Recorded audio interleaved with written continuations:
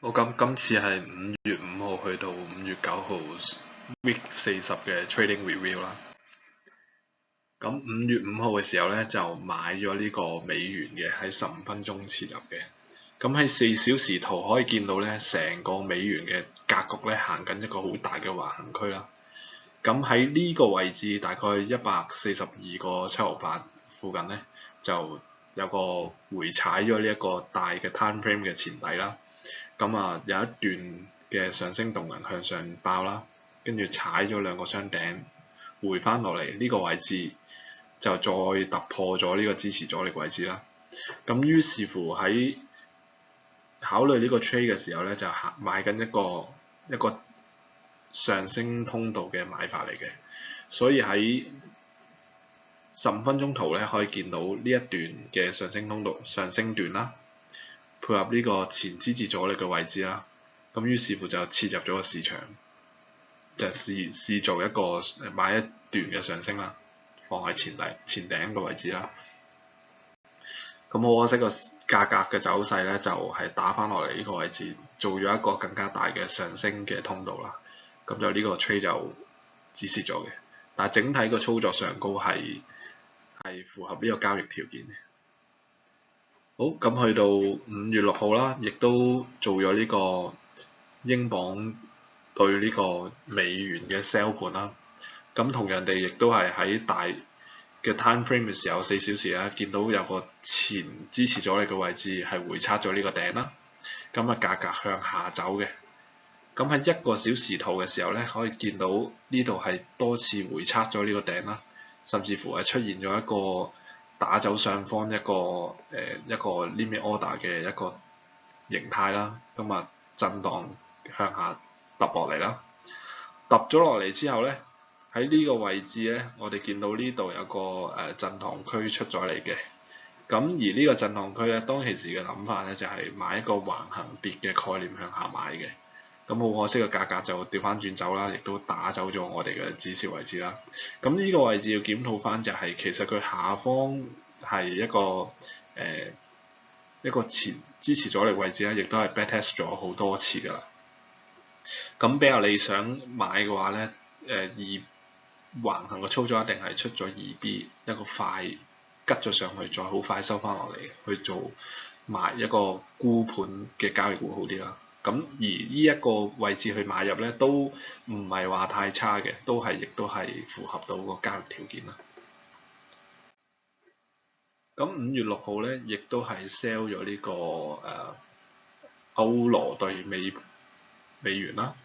咁可以見到成個價格嘅走勢咧，就係向上揚嘅。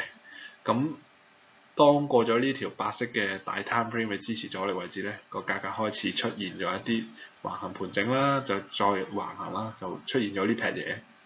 咁當其時嘅構思咧，亦都係買緊一個底頂一個橫行嘅操作啦。咁見到呢度有一個大嘅陰燭收落嚟啦，亦都係似吉咗上嚟出咗個2B 樣啦。咁於是乎就 short 個盤嘅。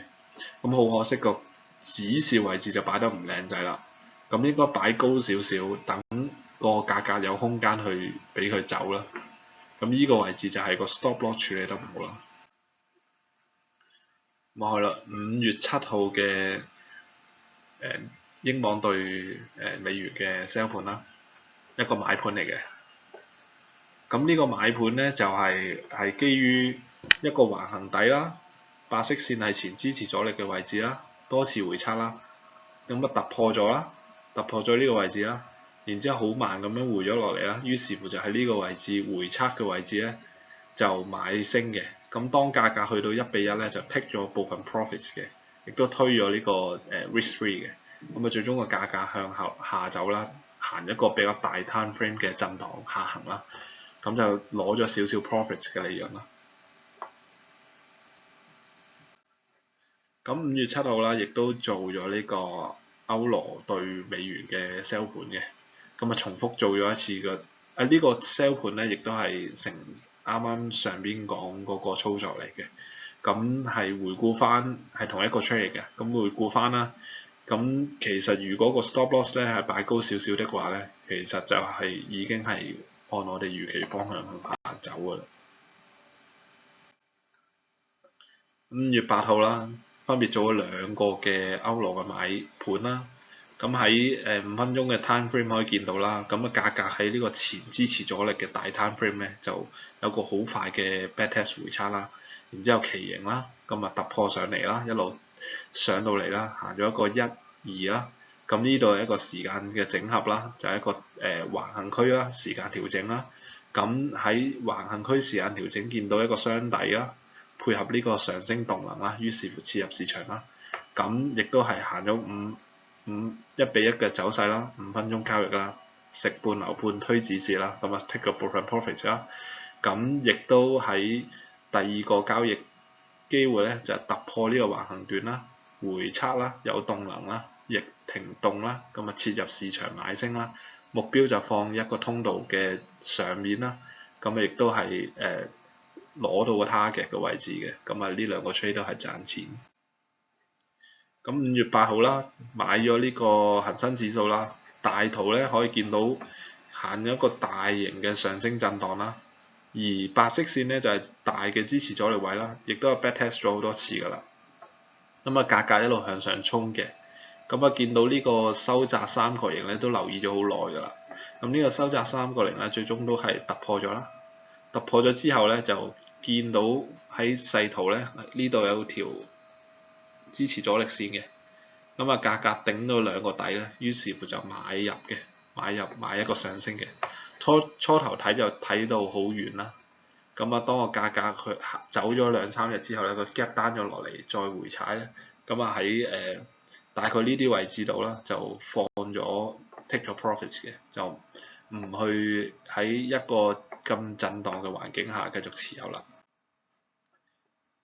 咁5月8號同日亦都係做咗呢個英鎊嘅交易啦。